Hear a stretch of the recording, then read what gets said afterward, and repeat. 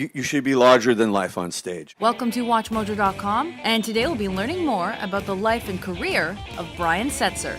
Born April 10, 1959 in Massapequa, New York, Brian Setzer was interested in music from a young age and started out playing brass horns before switching to guitar. I started playing guitar when I was 8 years old, and luckily my parents didn't have a lot of money. They were broke, and they found a guitar player in the Yellow Pages. He really took his time and showed me how to play the guitar and how to read and write music. And then, of course, I was influenced by all these people growing up. As a young boy, probably bands like the Allman Brothers and Creedence Clearwater Revival. And then one day I was listening to a Beatles record, and my dad came in and started singing along with Honey Don't.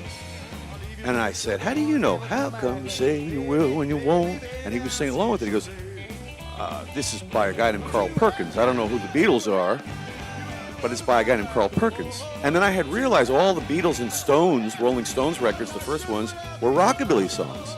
So that's how I really got my vision of what I was.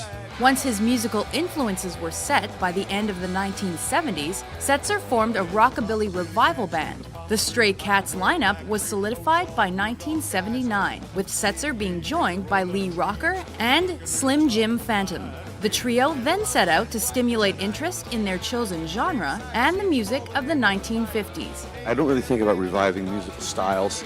I love the sounds of music that comes from the blues. I love jazz.